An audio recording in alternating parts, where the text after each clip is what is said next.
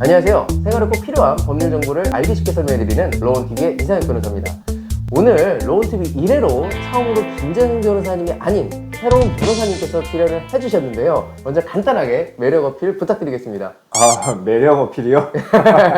네, 저는 법무부인 화민에서 이상혁 변호사님과 함께 변호사로 재직하고 있는 최초로 변호사라고 합니다. 항상 김재성 변호사님과 이상혁 변호사님께서 최근에 만나서 영상을 촬영하는 것을 옆에서만 봤었는데요. 오늘 직접 출연하고 하니까 긴장도 되고 떨리기도 하고 그러네요. 네. 아주 매력이 철철 넘치시는 것 같네요. 최초로 변호사님은 그 학부도 그 고대 법대를 나오시고 이 법무법인 화민에서 변호사로 활동하시기 전까지 그 대한법률구조공단에서 지부장까지 역임하신 이력으로 사실 법무법인 화민에서도 정말 엘리트로 분류되시는데 왜 이제야 출연을 하시게 된 건가요? 네, 저도 로운TV가 이렇게까지 잘 될 줄은 몰랐죠.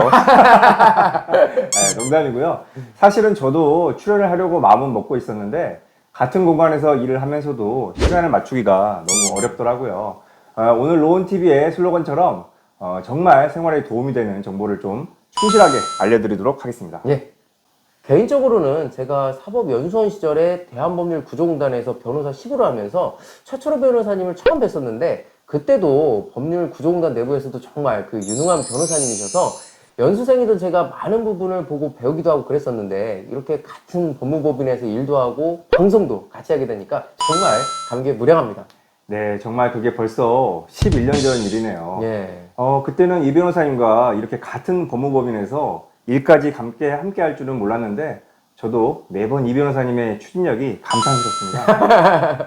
최 변호사님께서 법률구조공단에서 나오신다는 이야기를 듣고 제가 거의 그 선거 처리하다시피 해서 모셔왔는데 오늘 시청자 여러분께 말씀드릴 사건만 보더라도 정말 저의 판단은 틀리지가 않았던 것 같습니다. 아유, 그렇게 봐주시니까 정말 감사합니다만 조금 부담스럽네요.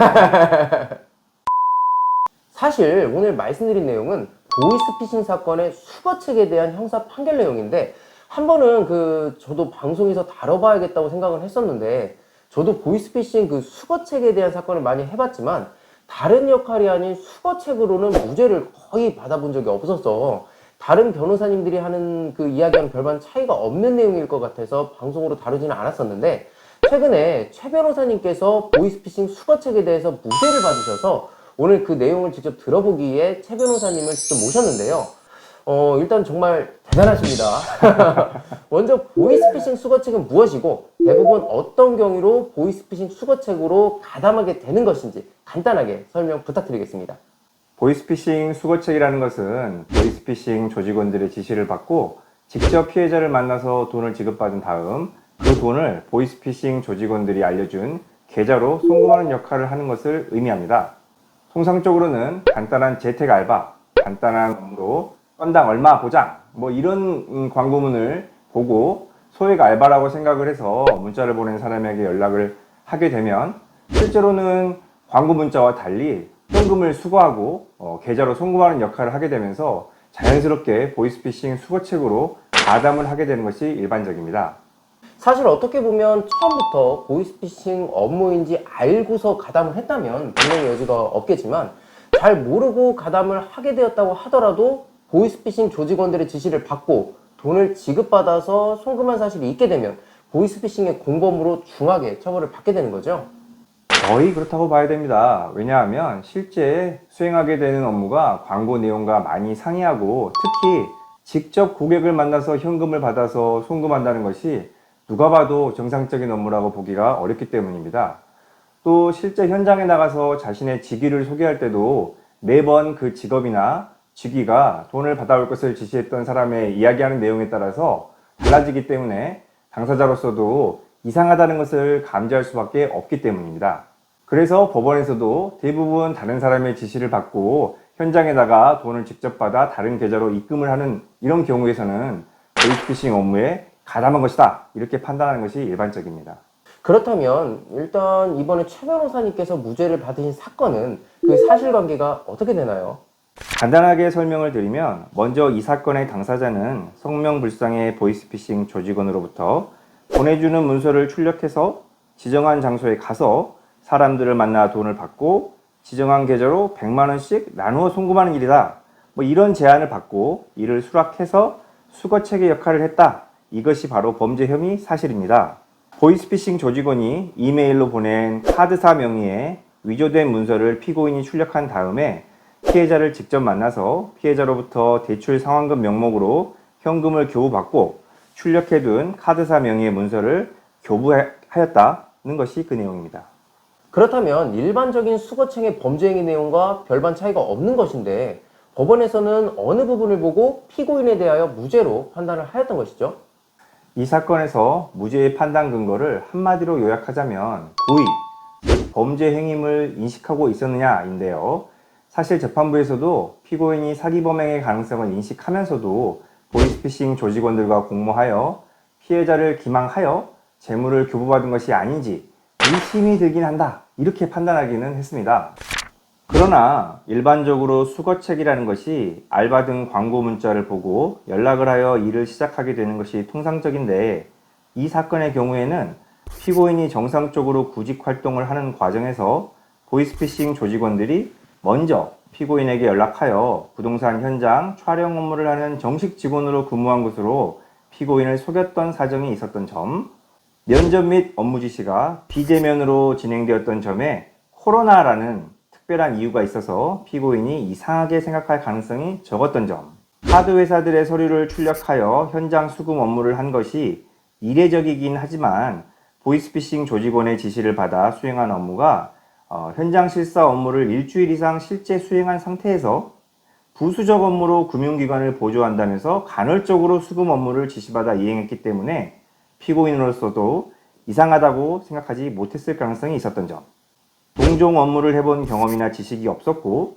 동종 형사처벌 전력도 전혀 없었던 점, 피해자를 만나는 과정에서 자신의 신분을 감추기 위해서 모자나 선글라스를 착용하지도 않았고 택시가 아니라 모친명의 차량을 이용해서 신분이나 신원을 속이려고 했다고 보기 어려웠던 점, 피해자는 피고인을 카드사 직원으로 오인하기는 했지만 피고인이 직접 피해자에게 자신의 성명이나 소속을 말하지는 않았던 점, 피고인이 보이스피싱 조직원으로부터 건당 보수를 받은 것이 아니라 월 250만 원 정도의 정액 월급을 지급받기로 약속받았고 주유비 등 실비만을 지급받았던 점, 경찰로부터 이 사건으로 연락을 받은 이후에 조직원들에게 그 상황을 알리지 아니한 채 텔레그램 대화 내용을 그대로 보존한 채 휴대폰을 이미 제출한 점을 근거로 해서 피고인이 실제 이 업무가 보이스피싱 수거책 업무라는 것을 인식하였다고 보기는 어렵다, 이렇게 판단을 했습니다.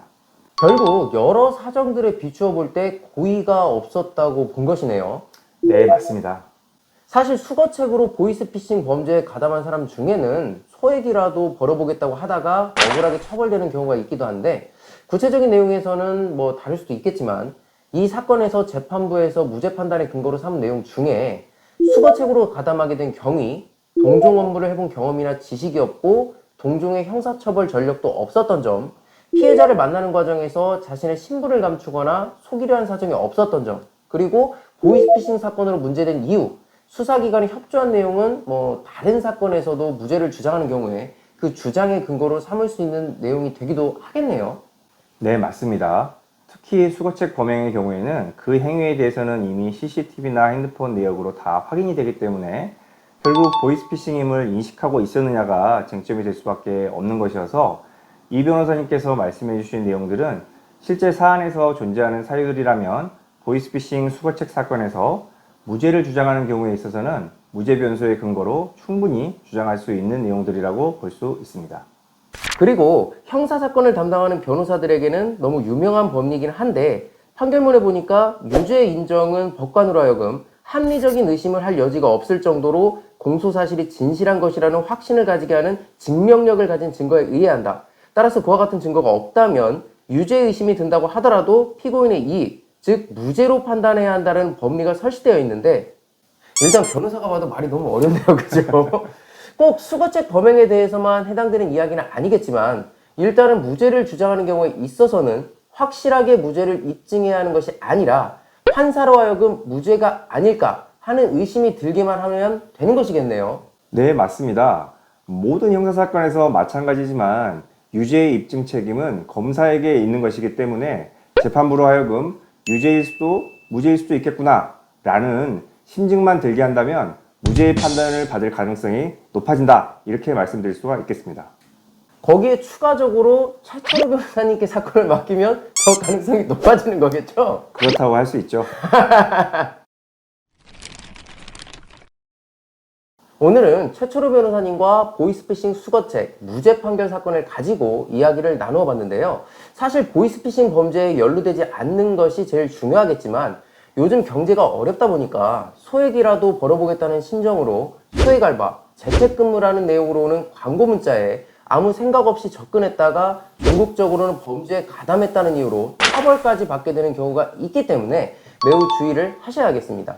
맞습니다. 무엇보다 쉽게 돈을 벌 수 있는 일은 없다라는 점을 명심하시고 현장에 나가서 수금을 하는 업무다라든지 돈을 받아서 송금을 하면 된다라는 내용이라든지 하면 한 번쯤은 보이스피싱이 아닐까 의심을 해보셔야 하고, 직장명이 명확하지 않거나 계속해서 직장명이 변경이 된다든지 직위가 변경이 된다든지 한다면 이 또한 보이스피싱 수거책 업무일 확률이 높기 때문에 경각심을 가지고 접근을 하셔야 할 것 같습니다. 여기에 한 가지 더 첨언을 하자면 보이스피싱 수거책으로 문제가 되는 경우에는 범행을 가담하게 된 경위 또는 나 또한 모르고 가담하게 되었다라는 변소는 쉽게 받아들여지지 않는 경우가 많기 때문에 앞서 말씀드린 내용이 보인다라고 한다면 수사기관에 신고를 한다든지 그 업무에서 즉시 빠져나오셔야만이 처벌로 이어지지 않을 수 있다는 점을 명심하셔야 하겠습니다. 네, 맞습니다. 보이스피싱 수거책에 무죄 판결이 잘 나오지 않는 이유도 바로 그러한 부분 때문인데요. 오늘 소개해드린 무죄 판결 역시 수거책으로 가담하게 된 경위와 아울러 동종의 형사처벌 전력이 없었고 보이스피싱 사건으로 문제된 이후에 수사기관에 적극 협조한 내용이 주된 무죄 이유였다는 점을 기억해 두시면 좋을 것 같습니다. 네, 오늘 최철호 변호사님과 보이스피싱 수거책 범행과 관련하여 정말 도움이 될 만한 내용에 대해서 많은 이야기를 나눠 보았는데요. 그 라디오 방송이나 인터뷰를 많이 해보셔서 그런지 오늘 첫 출연임에도 불구하고 긴장하는 내색이 전혀 없이 설명을 잘 해주셔서 나름 오늘 방송이 굉장히 만족스럽네요. 네, 정말 사람을 앞에 놓고 아는 내용에 대해서 상담을 하는 것과 방송에서 오류 없이 설명을 해야 한다는 부담을 안고 설명을 하는 것은 정말 많이 다른 것 같습니다. 새삼 김재성 변호사가 달리 보이네요. 김재성 보고 싶네요. 특히 보이스피싱 주제에 대해서는 저도 한번 다뤄보고 싶었는데 최철호 변호사님의 무죄 판결을 통해서 방송에서 다뤄볼 수 있는 기회가 되어서 정말 좋았던 것 같습니다. 그 최철호 변호사님은 또 언제 무죄 판결을 받으실 예정이신가요? 네, 뭐 계속해서 받고 싶죠. 무죄 판결은 매번 받을 때마다 기분이 좋은 것 같습니다. 네, 맞죠. 그럼 다음에도 또 좋은 내용으로 무죄 판결을 받으셔서 저에게 방송 주제로 제공해 주시면 너무 감사할 것 같습니다. 네, 알겠습니다. 오늘 정말 즐거운 시간이었고 초대해 주셔서 감사합니다. 아, 그리고 최 변호사님께 법률 상담을 받고 싶으면 어떻게 하면 되나요? 네, 법무법인 화면을 검색해서 연락을 주시면 언제든지 상담이 가능합니다. 아, 그러지 말고 그냥 김재성 변호사님처럼 개인 번호를 그냥 알려주세요. 아, 그럴까요? 네, 제 전화번호는 010-3427-3652입니다. 네, 장래 의뢰인들을 대신하여 제가 미리 감사드리도록 하겠습니다. 자, 지금까지 로운TV의 이상혁 변호사였습니다.